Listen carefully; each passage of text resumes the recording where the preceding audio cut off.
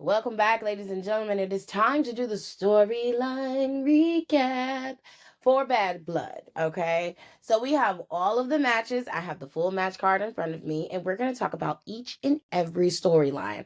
Some storylines have a lot going on, others don't. But we're going to try to stick to the last month and a half, or at least give you guys a broad overview as to why these two people or four people or three or five or whatever, how many people are in these matches, as to why these people are competing or possibly having bad blood.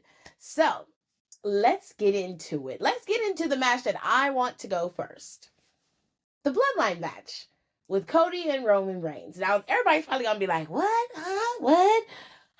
How? Why? Because it needs to, okay? Let's just keep it real. All right, let's just keep it all the way funky. It needs to go first. We're not going to argue about this. I'm not fighting with you about this. It is what it is, babe. All right, I'm not changing anything. First of all, disclaimer, I'm going to be talking about this in terms of a television show, which is how you should be watching this. You should not be watching this with any realistic eyes. Everything that we see when it comes from WWE, especially when it comes to the programming, is a television show. So when I react to certain characters, if I'm calling them names or talking about them in a disparaging way, I am not referring to the actual person who is portraying the character. I am talking about exclusively the character. So, case in point, let's do an example. All right? If you've ever seen the TV show Scandal, you would never say that Kerry Washington is a whore. No, Olivia Pope is a whore, but Kerry Washington is not. You see? You see the difference? Great. Love that for us. Now, let's get into these storylines. Let's talk about my least favorite match on the card, which is Bayley versus Nia Jax. Now, Nia Jax has been on quite the tear as the champion as of lately. So much so that she's decided to cause some discord between Naomi and Bayley. She wanted to get rid of one of them because they are obviously a viable threat to her championship. So she decided that the best way to do that is to inspire a little competition. So she suggested that Naomi and Bayley team up against her and Tiffany Stratton. And whoever gets the pin is the one who gets to go to Bad Blood and face off against her for the championship. But whoever doesn't get the pin, if you get pinned by me or Tiffany Stratton, then you will leave SmackDown forever. Dun, dun, dun. We're all sitting here like, oh my gosh, I can't believe this. So, of course, we were all like, okay, well, clearly Nia Jax is not going to be on the Bad Blood card, which is fine. Don't care. Naomi's going to Raw. We love that. Cool. Like, that's how it was going down for us. But that wasn't really the case now, was it? Because when the match came up, Nick Aldis decided that he was going to make sure that everybody had a fair and equal opportunity to compete in this match. So instead of making it a traditional tag team match, he made it a tornado tag team match. Now, if you don't know what a tornado tag team match is, it means that all four competitors are allowed to be in the ring at one time instead of tagging in your partner. This would stop Bayley from preventing Naomi from getting in the match and possibly winning, and vice versa. This would make it equal playing field for everybody. Okay? So Nia's little stipulation could come into play, as well as Bayley or Naomi possibly getting a title shot, but they would have to stop the pin of each other in order to get that title shot. The way that this match ended was pretty cool. We got a 1D out the deal, which was awesome, by the way. But we also got to see Tiffany Stratton get taken out of the match, and Miss World, Nia Jax, was definitely pinned by both girls. One on a crucifix pin, and it was a pseudo like roll up, and the other was on a pin that was very similar to a roll up that Naomi did on top. Naomi was the one who was over the top of Nia. Bayley was on the back. So if I was the referee, I would give the pin to Naomi just based off of her having the full cover. I wouldn't have even recognized Bayley there, but because both Bayley and Naomi, both pinned Nia, it was a very controversial moment. Now, Nia was pissed because Nia was the one who got pinned. It wasn't Tiffany Stratton, it was Nia. So she was not a happy camper. And her little plan did not go through the way she wanted it to, because she didn't add to the stipulation that if somebody else got the pin, the other person had to leave. She made it so that if Tiffany and her pinned one of them, that they had to leave SmackDown. So because of that, she couldn't get rid of anybody. Both women are still on SmackDown, and Naomi and Bayley were hot because first of all, both of them felt like they rightfully earned the right to go up against Nia Jax. In my eyes, they could a triple threat and call it a day.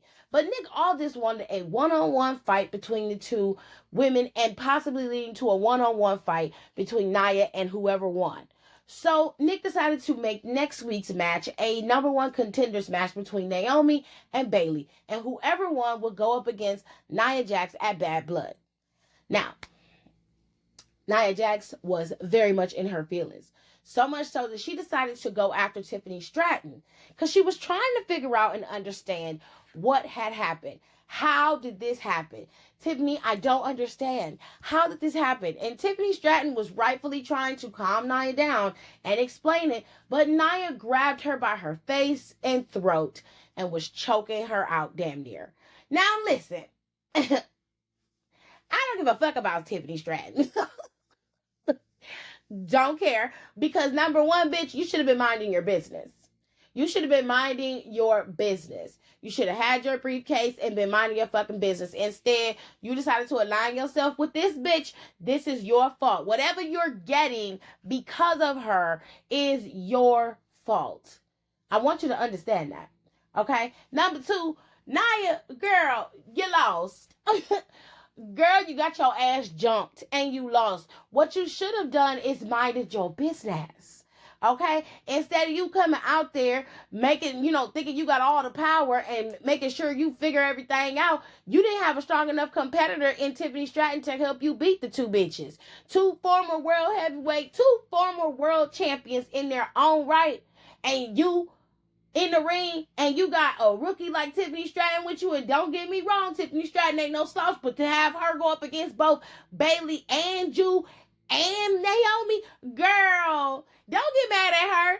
She ain't ready, and your ass should have known better. You can't put that bitch in the middle of no fight like that, and then you can't even uphold what you keep saying. You're the one who keeps telling everybody that you are the irresistible force. You're the one who says that nobody can touch you, that you'll take everybody down. You're going to squash everybody. You're going to annihilate everybody. But every fucking title shot that you had, every championship bout that you have had, little Tiffany Stratton's ass is coming out there to help you. SummerSlam, the street fight with Michin. Every time you get into a battle with somebody, you got your minion coming out there to help you. Why, sis? You supposed to be the big bitch. You supposed to be the one that can take everybody down. You supposed to be Queen Bee, remember? Girl. Oh, it just irritated me. And I don't know why she couldn't take accountability, girl. It's real easy. Just go, Nia. And you just say to yourself, bitch, we lost. Girl, I know. I know we lost, girl. I know we lost. And then you got to say, well, how can we fix this? Girl, I don't know. But I'm going to have to beat Bayley. I'm going to have to beat Pammy Pockets at Bad Blood, and then I'll deal with Naomi later. I mean, that's the only way that you're going to be able to get through this. Number one, you're going to have to take accountability. And number two, you need to stop relying on Tiffany Stratton to give you everything you need and want and all of that bullshit. You're supposed to be one of the most dominant P women in the division overall. And you keep acting like a flunky ass bitch. And I don't like that. I don't like that. It's giving it stank. It's giving, I don't think I'm good enough, so I gotta have help. And I don't like that. I don't like it. I don't like it. It makes you look weak. It makes you look weak, honey. But sure, go off. Bayley is going to face off against Nia Jax this Saturday at Bad Blood, and I have a sneaking suspicion that Nia is going to retain, and there's going to be some interference from Tiffany Stratton once again, unless Naomi stops that. But Nia Jax is going to retain this championship. I don't see her getting any more traction with Bayley. This is the last bout that they're going to have, and then it's going to be a done deal with them. Now, then she can start her bout with Naomi if that's what she wants to do. Totally up to them. But yeah, girl. Shit's about to hit the fan is the best way to explain it. But, I mean, Nia and Bayley's match is going to be okay. It's going to be okay. For me, is it going to be entertaining? No. But I'm not mad at either one of them. I actually enjoyed them as competitors, but Nia's title reign to me is an afterthought. And I don't care enough about what's going on with Bayley, Nia, and the whole thing to invest in it. I just don't. It's there. It's going to happen. It's a match. Fine. Whatever. That's kind of how I feel about it, and I hate to say that, but it's true. The next match that probably has the most hype, but doesn't have enough oomph to it, if that makes sense, right? And you're probably gonna be like, what do you mean? And I'm gonna try to explain it so you guys understand. The Bloodline match is a tag team match between Cody and Roman and Solo and Jacob. First, let me explain to you why I like and don't like this match. I like the match for the discord that we get between Cody and Roman and the constant tug of war that we're going to see in that ring between these two men and the possibility of them having to attempt to work together to take down Roman's creation, right? I enjoy that aspect of it, but I feel like it was done prematurely. And I don't know how I can explain other than this. Cody really hasn't had a true adversary outside of AJ Styles and Solo. Those have been his biggest tests as champion as of right now. He's gone up against others like Logan Paul, of course, and he's had other challengers who have, shot their shot like Carmelo Hayes, but he has not had a true villain arc, like a true villainous feud outside of Solo, the Bloodline, and all of that. And what they gave him with AJ Styles. And to start this off, I feel like AJ was not given a real opportunity to really have a true feud with Cody and really build it up. That was unfair. And I feel like it was done so fast and pushed out there that got cut off. And they shoehorned Logan in between there. So it really fucked up the vibe of their feud and everything, right? They even had like a pseudo retirement type thing to make it look like he was retiring and shit. And then Cody got, pretty much taken out, which would have worked, if they would have let this flush out some more and these two can actually cut decent promos on each other and we get attacks backstage and, really make this worthwhile. Very similar to how they flushed out Drew and CM Punk's is what they should have did with AJ Styles and Cody. And quite frankly, it should have been a 3-part series between the two of them. And it should have lasted longer than what it did. But, that's just my opinion. When it comes to the Solo situation, while it makes sense, right? It does make sense. It is a bit off. And the reason why it's off is because they built up Solo to be the next guy to take over. He kind of took over, period. He didn't really ask, or he wasn't really given the reins. He took them. Roman didn't come back until SummerSlam. So this whole time, you're having Cody having to still deal with the after effects of the Bloodline. Jimmy's gone. Jay's gone. Okay? And then there's a new version of the Bloodline, and it is being advertised as seemingly more dangerous and targeted and focused than its original inception. And Solo doesn't really have any weight to what he's saying other than having guys like Jacob Fatu, Tama Tonga, and Tangaloa in his back pocket. The only thing that they can claim are the tag team titles. Solo has not been able to have a successful match in any way, shape, or form where he has actually won and had some traction going into his bouts with Cody. And that's what really baffles me about this whole storyline. He is portraying himself as a tribal chief, but he has no substance to what he's saying other than the Ulafala. You know what I'm saying? And I'm just like, something about this doesn't feel right. It feels off. Now, we move into this part with Cody, right? There was a match between Kevin and Cody at Bash in Berlin. Kevin and Cody seem to have a crack in their friendship, right? And there are multiple storylines going at once, which can make this extremely fucking confusing. Okay, so I'm going to try to make it so you can understand what is happening here. Kevin already feels like Roman is the bane of his existence. I want you to remember that, right? And Randy was not around. Randy was focusing on Gunther and that world title that Gunther had, because Randy had something he had to prove, that Gunther was not able to just best him, that Gunther was getting a half capacity Randy Orton when they fought at King of the Ring. So he wanted to go back, double back, and be like, nah, you need to wrestle me at my best, not when I'm at 75 to 50%. You feel me? So Randy was gone. So Randy wasn't even a part of the equation. But Nick and Cody was like, Kevin, you deserve this title shot. Kevin took it. Okay. Reluctantly, he took it. But he felt like he didn't deserve it. But as soon as they said Roman was going to get it, he was like, hell no, he will not. So he got the title shot. They had their match. But Kevin was very clear. He was like, yo, I'm trying not to be the man that I used to be.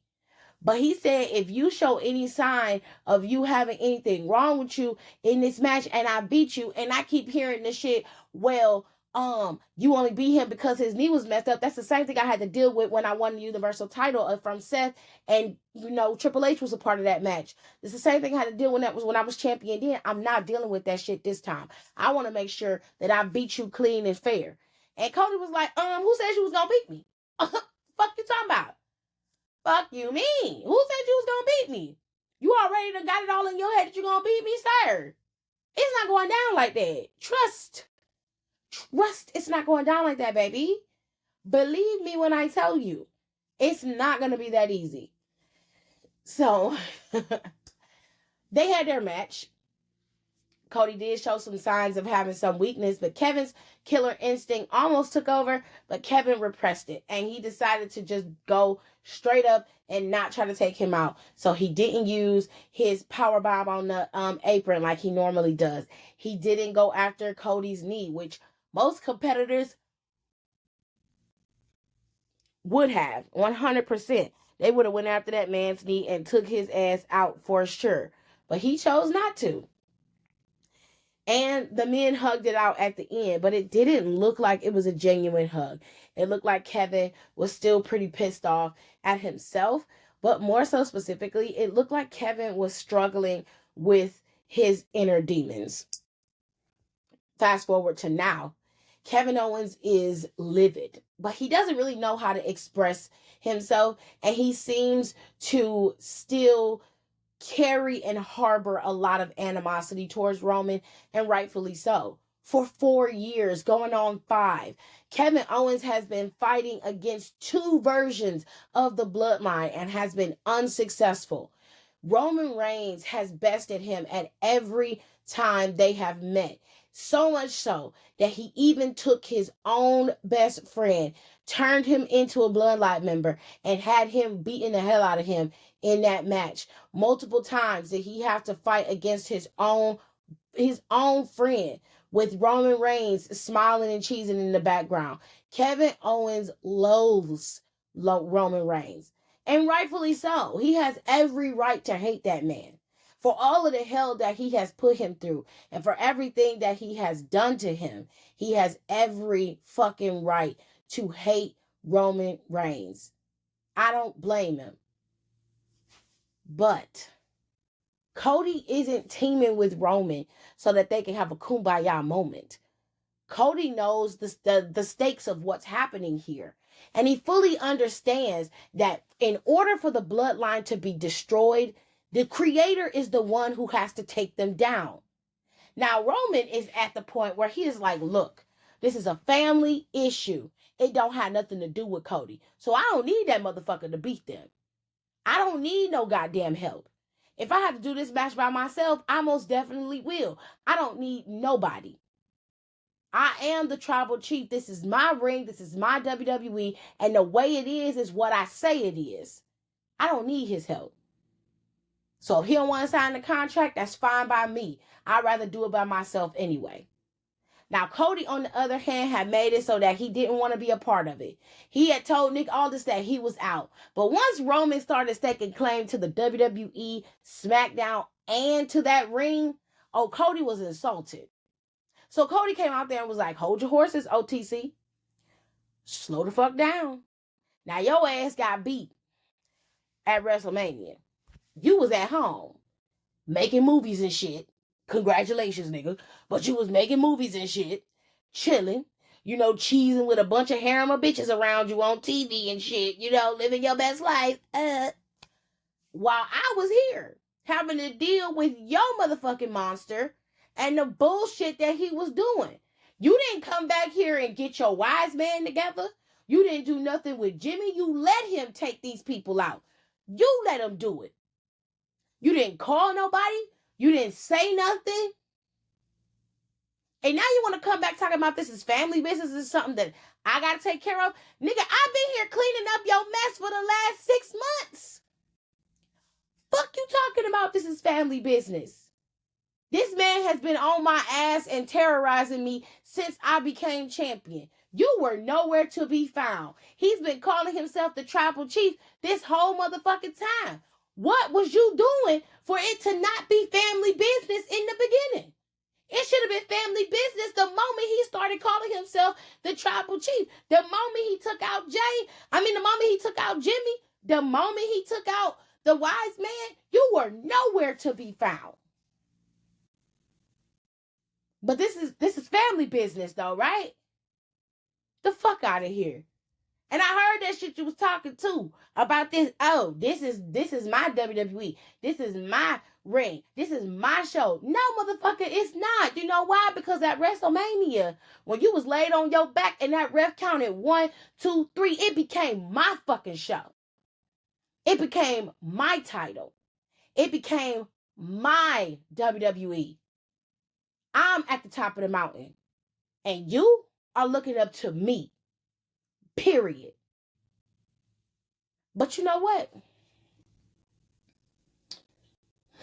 My name's on that contract, and I'm signing it. Because I need to get rid of them. And then you and I will settle up later. So Cody signed that motherfucking contract. Now, I wish it had went down the way I just described it. Because then it would make more sense.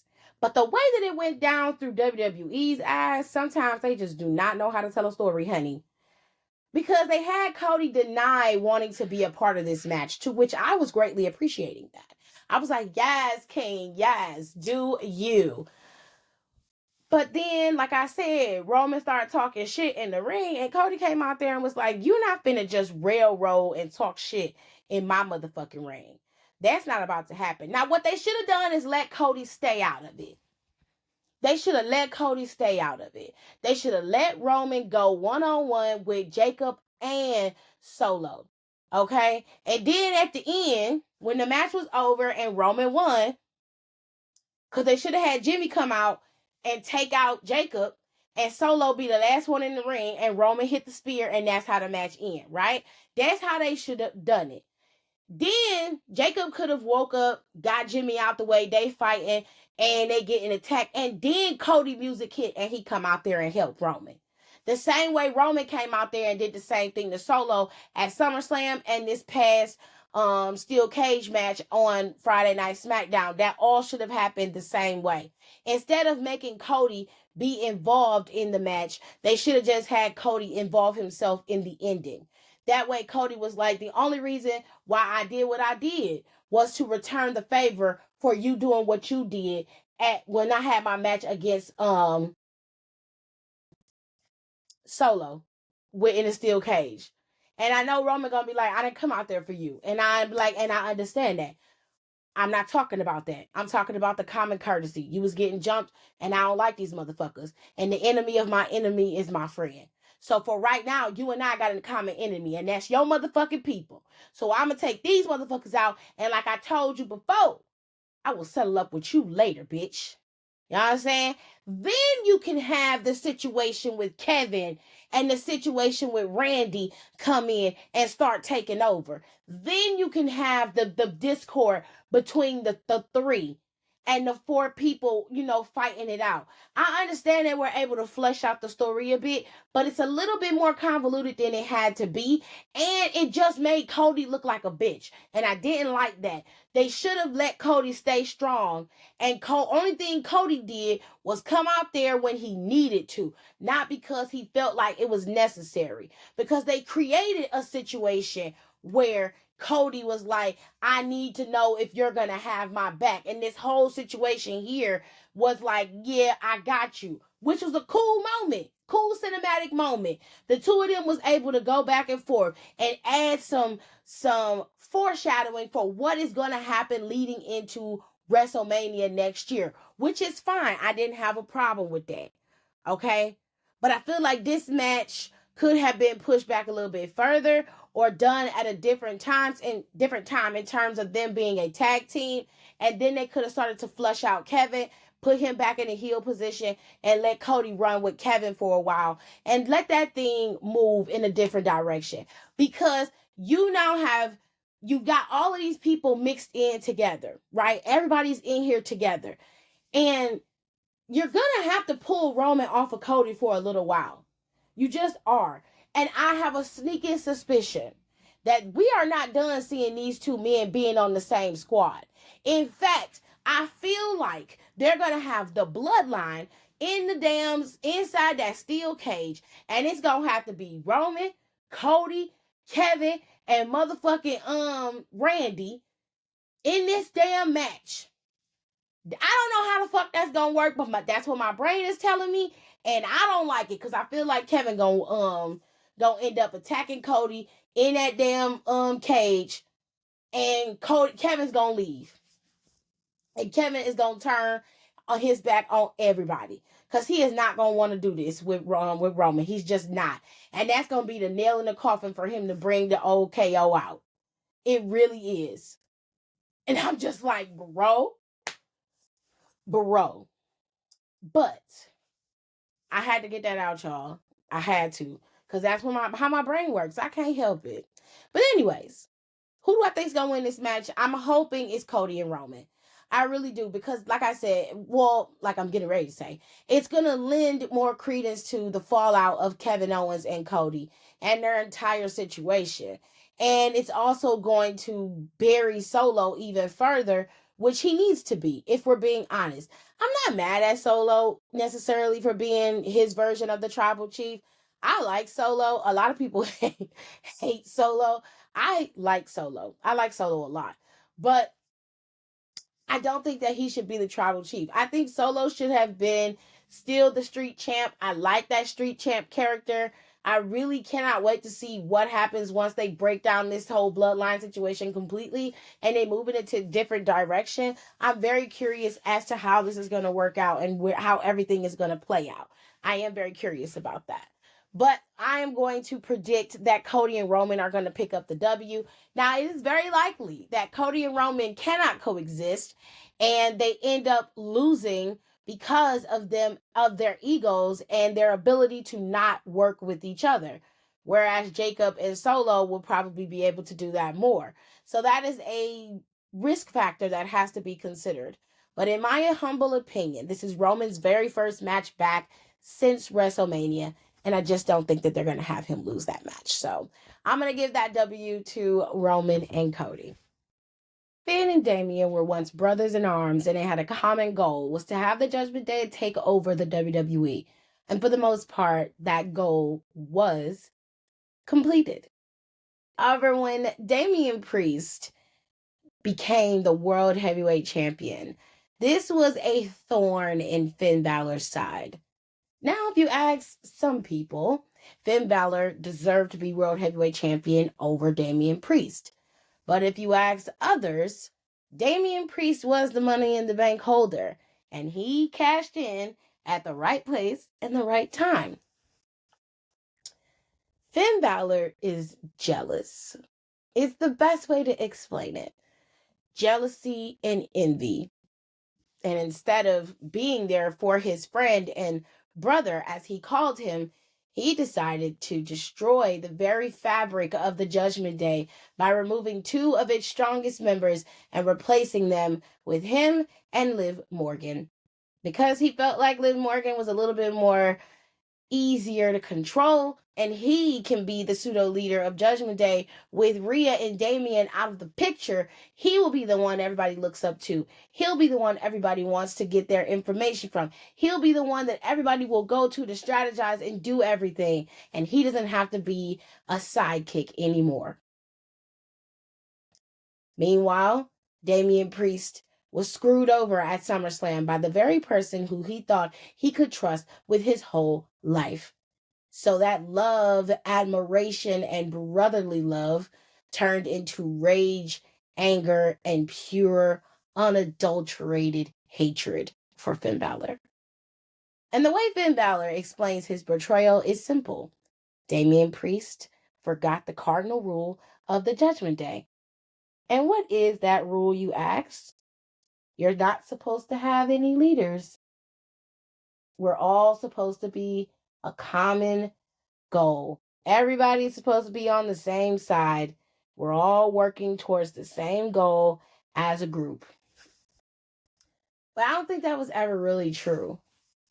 And if you really go back and look at the Judgment Day, Damian Priest has always had an issue with Finn, but not necessarily on Damian's side. It was more on Finn's side. Finn didn't like the fact that Damian had that money in the bank briefcase. And he also didn't like the fact that it was lingering over anything that he wanted to do to become World Heavyweight Champion. So much so that every time he faced off against Seth freaking Rollins, he did everything in his power to get Finn, to get Damian to help him win this championship. And none of it worked out. He even used Damian's briefcase to take out Seth freaking Rollins. And it didn't work in that favor either. Nothing Finn wanted to do ever worked out in his favor. The only thing that Finn could ever do was acquire the tag team titles. That was it. But that wasn't enough for Finn Balor. Finn Balor felt like he was better than that. And he's more than that. Although currently he's a tag team champion right now. And that's neither here nor there. He felt like he was better than that. He felt like he deserved more than that. And he felt like he was better than Damian Priest. So he devised a plan with Liv Morgan, and I'm going to hold fast to that because when that finally comes out, oh, buddy, it's going to be a good time. He devised a plan with Liv Morgan to take down the Judgment Day, remove Rhea Ripley and Damian Priest, and screw both of them out of wins at SummerSlam and assimilate into their roles as the leaders of the new version of the Judgment Day. So, of course, this worked out in everybody's favor somewhat. Now, we're all sitting here kikiing and having a good time watching the show go by. And every single week, Finn Balor repeats and regurgitates the same thing. You turned your back on the Judgment Day. That's not true. But he wants it to be true. So he figures if he says it more than once or over and over again, that everybody with an earshot who is actually on his side will believe him. But the reality is Damian never turned his back on the Judgment Day. Damian has always been for the betterment of the Judgment Day. But Damian Priest was a champion, and there were battles that had to be fought. There was something about the way Finn has been going about this That leads me to believe that this has been going on for quite some time with him. His jealousy of Damian Priest and his success, or rather rise, on the main roster is an interesting story arc, to say the least. Finn Balor didn't have the same easy road on the main roster that Damian Priest did. Finn Balor had an uphill battle. And even though he won the Big Kahuna once, he's never been able to touch that title again.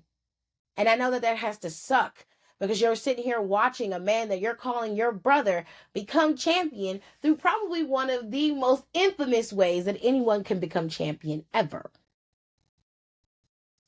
But you got to smile and love it because he's your brother. When in all actuality, you hate every fucking minute of it. So Finn was waiting in the shadows, biding his time to finally exact his revenge, or what he calls his revenge, on Damian Priest. Now, Damian Priest and Finn have been at each other's necks ever since this really massive moment of betrayal has happened. And Finn has just kept regurgitating the same thing. You turned your back on the Judgment Day. You did this. This is your fault. I'm just exacting what you did. He takes no full responsibility for his actions. He fully blames everything on Damian Priest and Rhea Bloody Ripley. Which is why he's going to lose at Bad Blood. You see, Finn's problem is he has no finesse. He doesn't really understand how this is supposed to work out. And quite frankly, there is a lot more nuance to the situation than it should be. But Finn Balor's success isn't contingent on the success of the Judgment Day. Finn Balor's success is contingent on Finn Balor. He chose to be a lackey, therefore he was treated like one. And in my opinion, if you wanted something more, you would have done everything in your power to beat Seth freaking Rollins to be champion. Now, if Damian Priest cashed in on you and stole your title, that's a whole nother situation that I'd probably be like, you know what? He kind of has a point, bro. But that's not what happened. Damian Priest cashed in on Drew McIntyre. You weren't even considered in the conversation.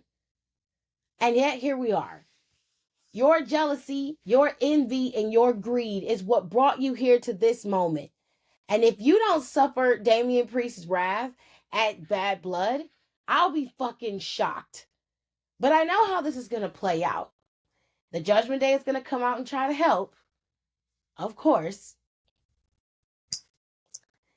And then we're going to be stuck in limbo with Finn Balor and Damian Priest. But hopefully, all of this will end at Bad Blood and we'll be able to move on in different directions. And Damian Priest will be able to go after Gunther, because technically, Damian Priest deserves another title shot at the title that he lost to Gunther. So I hope that this is over at Bad Blood. And I can't wait to see Damian Priest beat the hell out of Finn Balor, because he's owed an ass whooping. And he definitely needs it. I wonder if he's going to get jealous of Liv if she's still champion and he's still mystery relevant.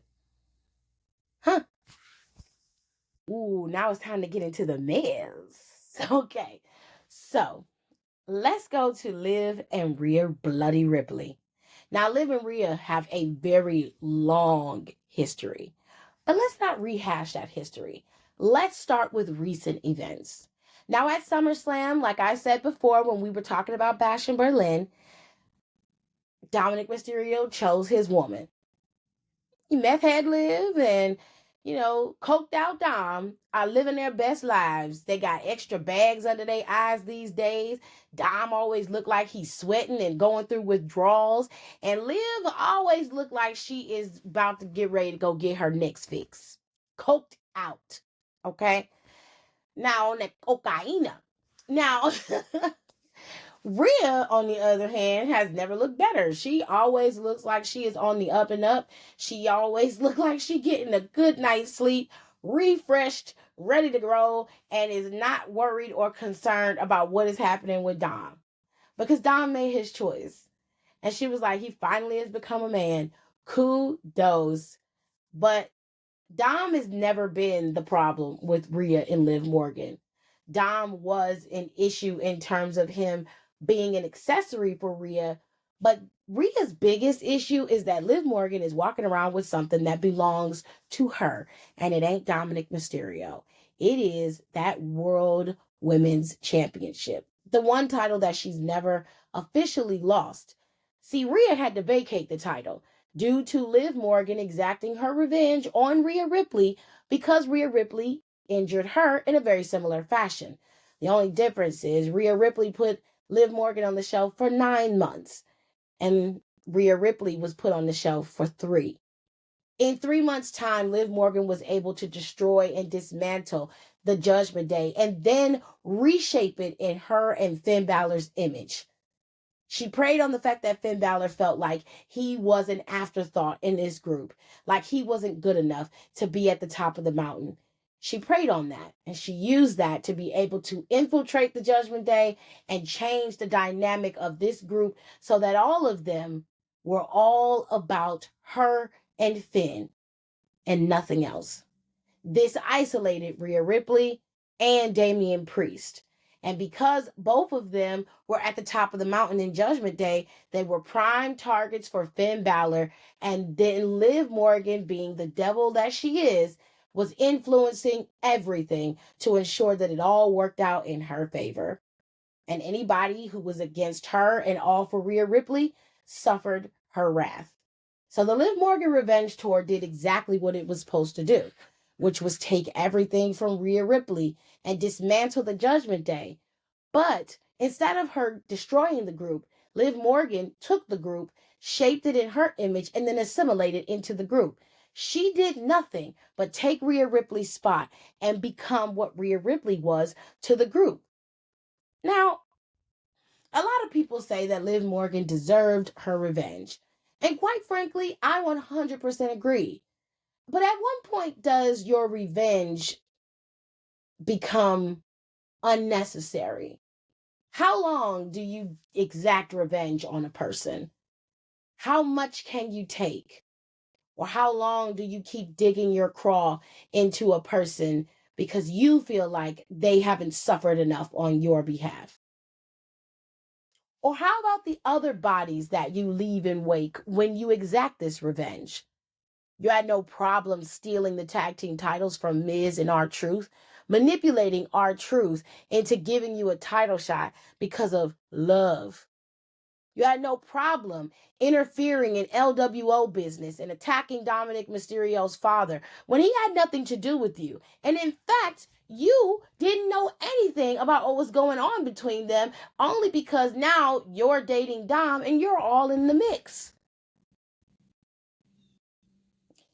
You then go on a tear and attack Zelina Vega because Zelina Vega told the truth about how you had no problem being Dominic Mysterio's whore.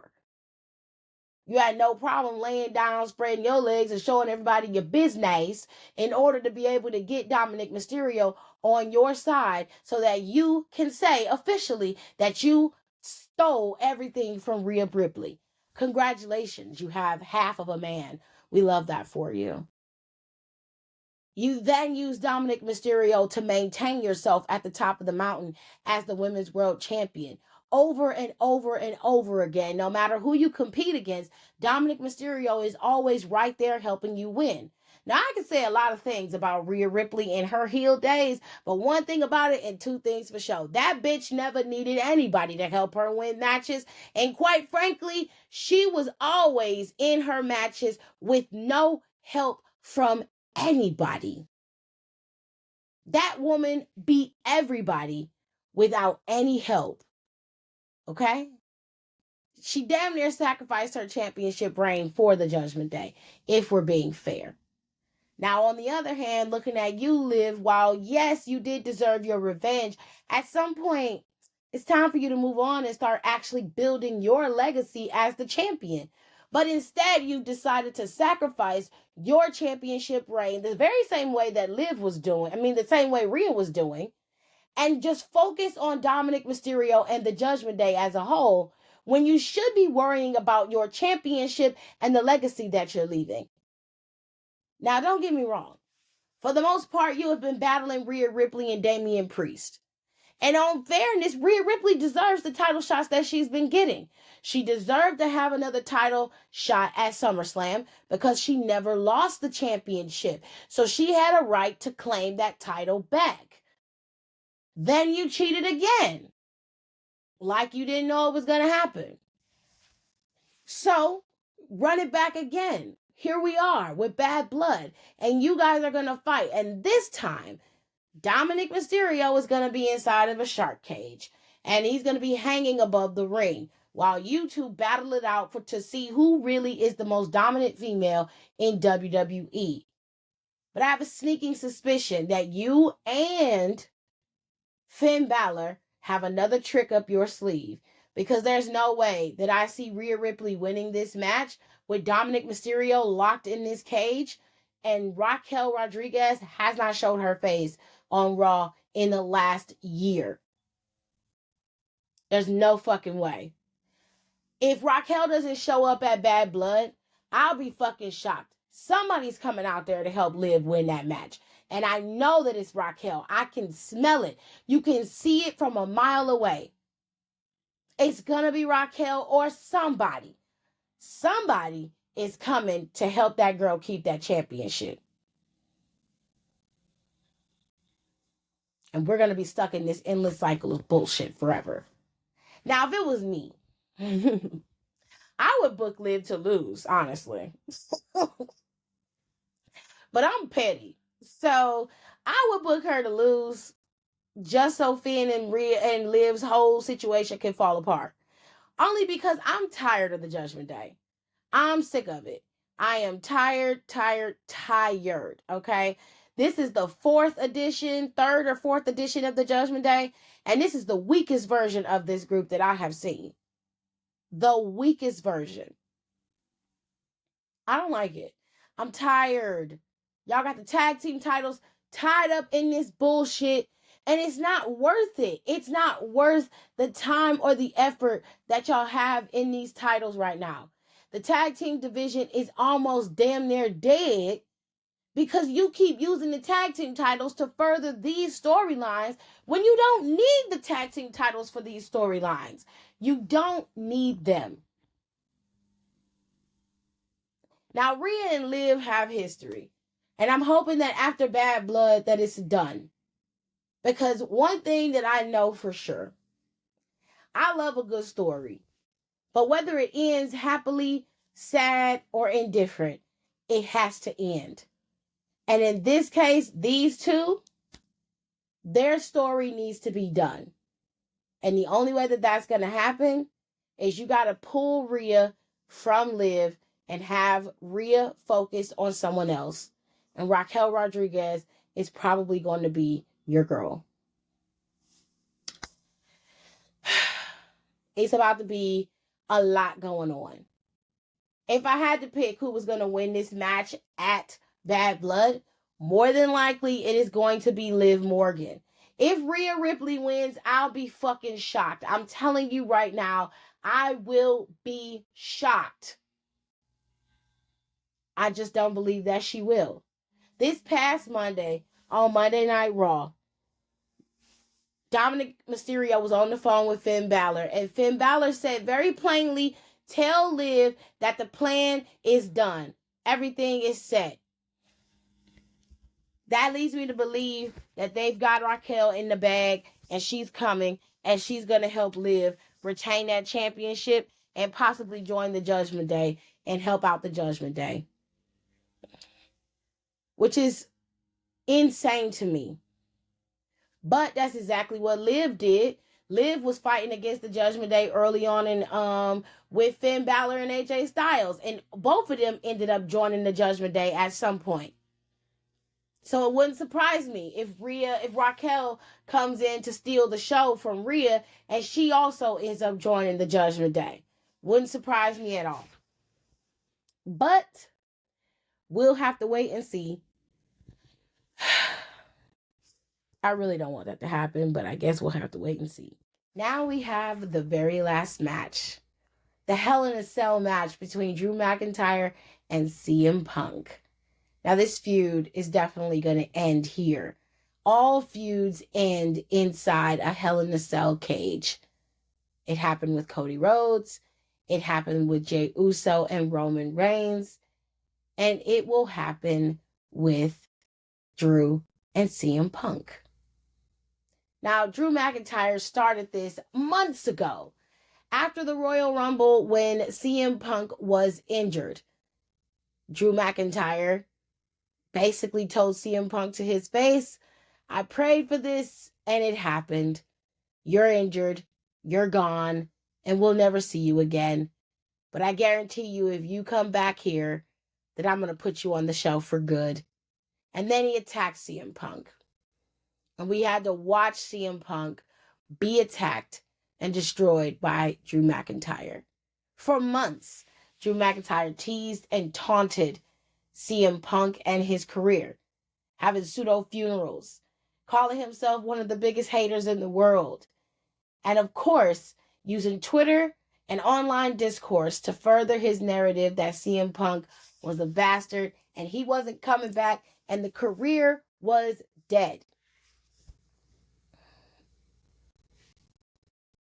Well, clearly he didn't do a good job of trying to destroy this man's career, because CM Punk did come back. And he came back with a vengeance. You see, Drew McIntyre planted a seed. And instead of Drew McIntyre saying what he had to say and then moving on, he continued to berate, poke, and prod at CM Punk. He thought that he was safe, that CM Punk wasn't going to cause any more mischief. Oh, but honey, you were sorely mistaken. At WrestleMania, Drew McIntyre finally bested Seth freaking Rollins. Due to the fact that Seth was spread so thin, having to deal with the Bloodline and having to deal with a challenger for his title, Drew McIntyre was able to best Seth Rollins and become the World Heavyweight Champion. But instead of him living his best life as champion, walking off into the sunset with his wife, he decided that it was time to rub it in CM Punk's face. And this was the catalyst to the beginning of the feud between CM Punk and Drew McIntyre. Because not only did CM Punk whip his ass, he cost him the title. And this allowed Damian Priest to become World Heavyweight Champion. And once again, Drew McIntyre was left in the middle of the ring, crying, titleless, and alone. But CM Punk made it very clear that this wasn't the only time. He said no matter what Drew McIntyre did, he was going to make him suffer for the hell he put him through. And he did that. He showed up and cost him opportunities at titles. He showed up at Clash at the Castle and indefinitely cost him an opportunity at the championship. And then Drew McIntyre was losing his shit because everywhere he went, CM Punk was there. And he made sure that Drew McIntyre knew it was him and that he had no one else to blame but him. Drew has been obsessed with CM Punk ever since CM Punk returned. He hasn't been able to focus on anybody or anyone else. CM Punk has been his prime target. Whereas CM Punk seems to be living his best life. Staying in Titan Tower for a whole weekend and running all over the place and in love with NXT. 100%. CM Punk has been living his best life since he came back to WWE. But there's only been a few thorns in his side. And the biggest one is Drew McIntyre. Now, of course, Drew McIntyre wasn't going to let CM Punk slide. He made sure CM Punk understood exactly how he felt. When they were in Chicago for SmackDown, CM Punk was attacked by Drew McIntyre after he cost Drew the championship at Clash at the Castle. He took out CM Punk and made him bleed. And then he stole the man's bracelet. This bracelet was given to him by a fan, and it had his dog's name and his wife's name and his colors on the bracelet. The stars, the white, the red, and the blue. We love that for him. This bracelet became the catalyst to a lot of things. CM Punk's drive to take back that bracelet, and of course Drew McIntyre used this in many occasions, in many feuds and promos to lord it over CM Punk so he can continue to have control over him. This led to a match between the two men at SummerSlam, to which Seth freaking Rollins was inserted as the referee. And because Seth had no love lost for either one of these men, it was very likely that someone was going to get the short end of the stick here due to the referee's negligence. But that didn't happen, per se. During the match, Drew McIntyre had the bracelet on his arm, and CM Punk lost focus and grabbed the bracelet. He ended up dropping it after Drew McIntyre recovered. And to get it out of the way so it wouldn't get broken, Seth picked up the bracelet and put it on his hand. Of course, that pissed CM Punk off. He told him to give him the bracelet, and this led to CM Punk losing this match after Seth was damn near taken out. He suffered to go to sleep due to CM Punk. And Drew McIntyre won. Of course, Drew was bragging about him winning. And that was it. So we thought.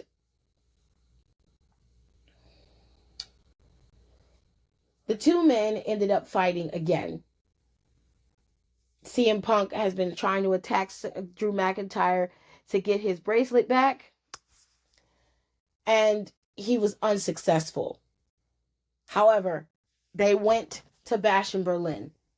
And the two men were able to compete in a strap match, which was a requested match, I believe, by CM Punk. They had the strap match. CM Punk won, and he finally got his bracelet. And he was ecstatic. He was over the moon. He says, I'm done with Drew McIntyre. I've beaten him. I got my bracelet back. I'm moving on to bigger and greener pastures. So, Gunther, I'm coming for you. And before he could even finish talking, Drew McIntyre attacked once again. And this time, he destroyed the bracelet. Just destroyed it. The beads were falling all over the place. CM Punk was bleeding like a stuffed pig. And Drew McIntyre once again walked away unscathed and still full of rage. Now, this left CM Punk on the shelf for a couple of weeks. And again, Drew McIntyre came out bragging, saying that he finally destroyed the big bad wolf. And that he's always been a truth teller and nobody believes him and blah, blah, blah. Well, CM Punk went to Adam and requested that they have a Hell in a Cell match. And this wasn't something that Drew McIntyre wanted. In fact, both of them don't seem to be very enthusiastic about being inside of that steel cage. Hell in a Cell has a tendency to ruin careers and shorten them, more specifically. It's a dangerous and brutal match. However, it's a match that has to be done. Even though the strap match was just as brutal, it didn't have the ending effect that it should have, because Drew McIntyre couldn't let it die. He didn't like the fact that he was bested by CM Punk, and so he kept it going. Now we're in a point where this is a definitive ending to the feud between these two men. No matter who wins, this is over. So the last time that we saw these two men together, we were inside the Hell in a Cell with them, and they both cut promos on each other. Now, the promo that Drew McIntyre cut was pretty typical. I'm a truth teller. I've been telling the truth. CM Punk is bad. I am good. I'm going to beat him. Or more specifically, he said he was going to put him down,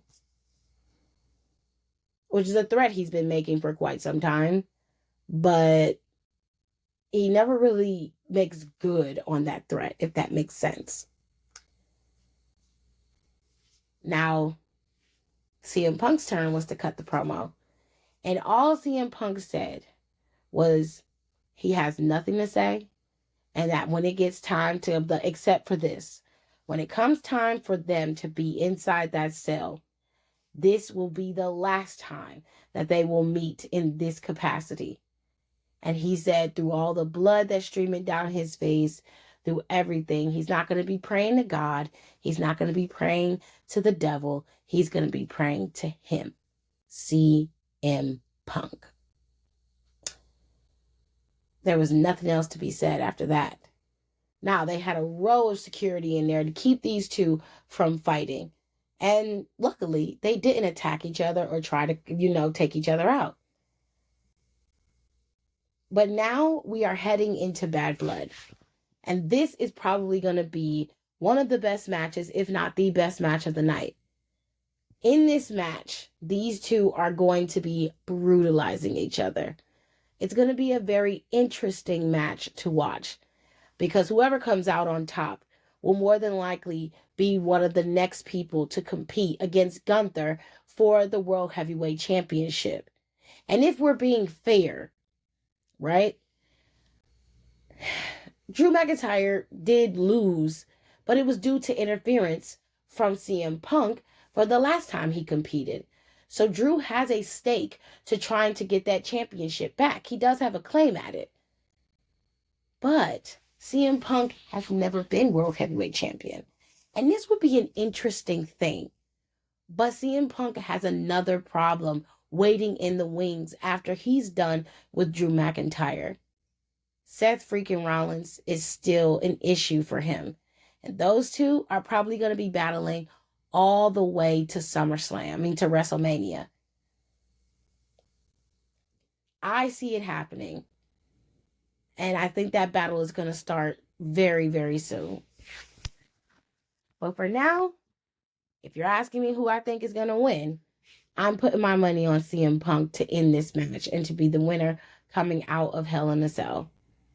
Now, before I close out this Bad Blood storyline recap, there are rumors swirling around that I have to mention. So, number one, the first rumor is the order of the match card for Bad Blood has been released, or at least they're making it look like this is what the order is going to be. We're not particularly sure if this is the actual order, because oftentimes people are putting things out there with no credibility and no backing.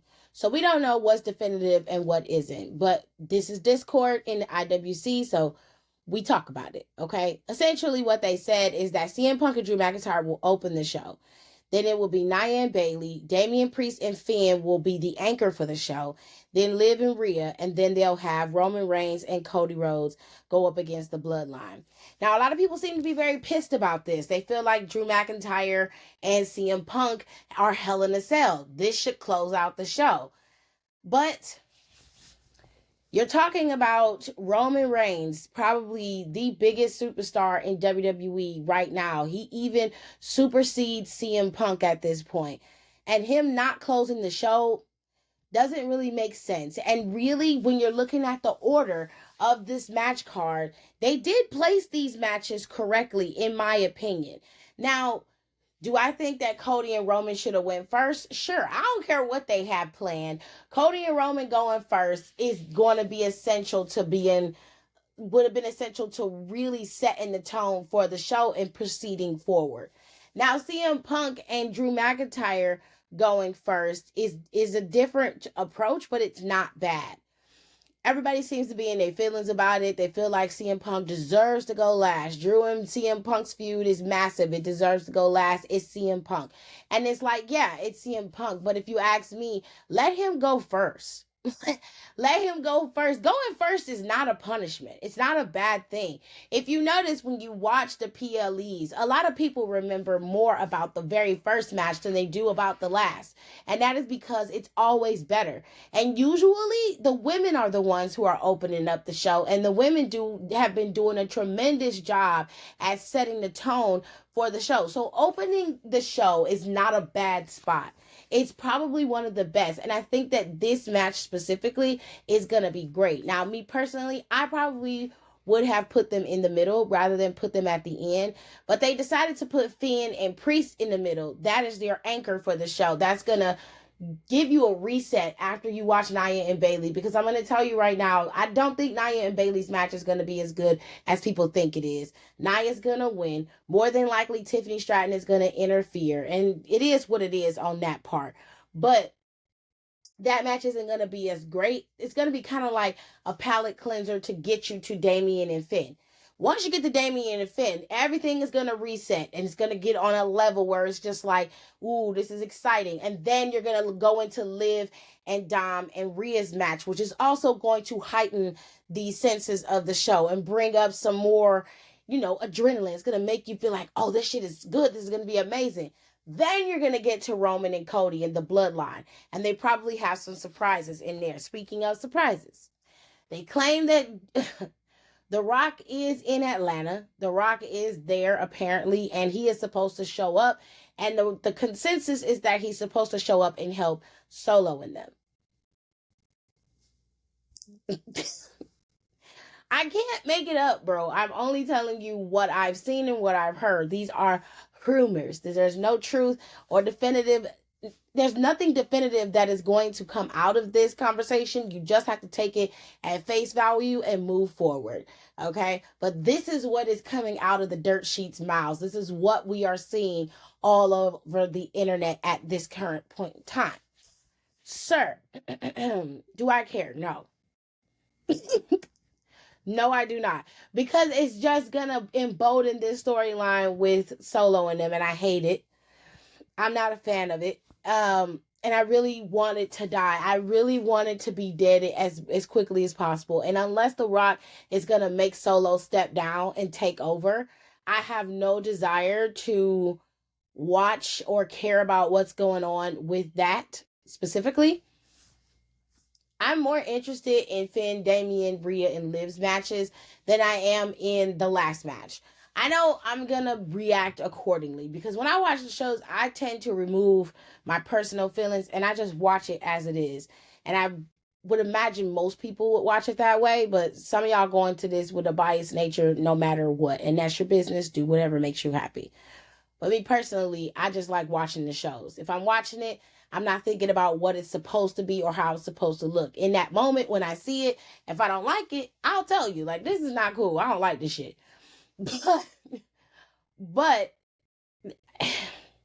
sometimes the method to Triple H's madness isn't always seen up front. We really don't understand it until it plays itself out. So I always suggest, let's wait and play this, see this, how this plays out and see how everything goes before we start passing judgment on the match card, before we start passing judgment on what the show should have looked like, how it should have gone. I'm not mad at the order of these matches. In fact, I'm actually really excited because the beginning is always where most people are watching, and a lot of people always be like, well, I don't start watching it until such and such time. Well, get your ass up and watch it because I'm watching Bad Blood on time. I am not missing that Hell in a Cell match. I'm not missing it. The replay doesn't come on Peacock until maybe an hour or two later. And even then, people are watching the press conference afterwards. So you're not going to get the full effect of it if you watch it later. But this match is going to be good no matter where it's placed. These two have animosity that supersedes whether it's at main event or not. And oftentimes what I think happens with y'all and a lot of people is y'all predicate that main event as something that has to be coveted, when in all actuality, you just need to come out, show out, and perform to a certain level. And it doesn't matter where your match is placed. You will always be remembered for the performance. Simple as that. I'll tell you right now, I remember the tag team match at Bash in Berlin with the girls with January 6th and Shayna, Alba Fire, Isla Dawn, and the tag team champs Bianca and Jade. I remember that match. It was not first and it was not last, but I remember that match because it was damn good. I remember the tag team match with Rhea, Liv, Dom, and Damian Priest. That was not the last match, but it was a good match. It told a good story. You know what I'm saying? You remember what was there because it was good. It was worth watching. It's not about where it was placed. It's how well they performed and the story they continued to tell or the story they ended while they were in that specific match. Like, we was watching Raw a few weeks ago, and Bianca and Io Sky had a banger of a match, and it was not in the beginning of the show, and it damn sure didn't close, but it could have. It could have main evented and closed out the show. Those girls put on a really good match, instant classic, and yet everybody remembers that match. Everybody remembered how well that match went. Even CM Punk mentioned it the next day on NXT. So you know that it's not about match placement. And you know that this is not about punishment for anybody. And CM Punk don't give a fuck about where his match is placed. He don't give a damn. He's on the card. He's one of the biggest marketing pieces for this match card that anybody has seen. The reason why people really wanted to go see Bad Blood was because his ass was on the card with Drew. Okay? So it doesn't matter where his match is. It could be first, and it's going to be great either way. People are going to remember it no matter what. They're going to remember it. So I really don't like the narrative that people are running down. Oh, this is a step down for CM Punk. It's a weird take to have when you're talking about wrestling, when you're talking about somebody like CM Punk, who's a polarizing figure, and no matter where he goes or what he does, he is always seen and heard. So it doesn't matter where his match is. It doesn't matter who he's facing. It's not a punishment for him to be in the middle of the card, the beginning, the end. It doesn't matter. But I am going to tell you right now, Roman Reigns hasn't wrestled since WrestleMania. There was no way that they were going to put him on that card and make him go first. Now, I guarantee you, if that was the case, y'all would be pissed like y'all was at the last PLE that Cody Rhodes wasn't the one closing out the show because he's the champion and Roman is the bigger guy. He's the bigger superstar. There's no reason for Roman to be opening up the show. Y'all know this is what y'all was going to be saying. To balance the show out, one of them had to open and the other had to close. You cannot put them back to back. That would be too top heavy for everybody. And they wanted Rhea, Damian, Finn, and Liv to have their moments in the middle of the show. They didn't want them to be overshadowed or overlooked. So they balanced out the show. You got to think smarter than your own selfish needs. And you have to think beyond just the bullshit that your brain is telling you because of old ways. Y'all are thinking the way Vince used to think, where it had to be a specific way. It had to go this way. And that's just what you are trained to believe. But you need to let that go and start thinking outside the box. And I promise you, you will fare better. So that is your Bad Blood predictions and storyline recap. We also cover Bad Blood on our live podcast, which will be up very, very soon. So I hope you guys enjoy that as well. And I will make sure that you guys see all, hear all, and know all. Remember to follow us over here on our socials at Down for the Count 19 on Twitter and at D4TC_podcast on Instagram. You can always comment under our podcast over here on Spotify. You can always leave a comment there. Tell us what you're thinking, if you agree or disagree with our takes. We're going to be making sure you guys have a full assessment of all of our shows, but we want to interact with you because we want to know who's listening and what you guys think of the shows. So thank you so much for listening. I hope you guys enjoyed this storyline recap, and I will see you guys next time.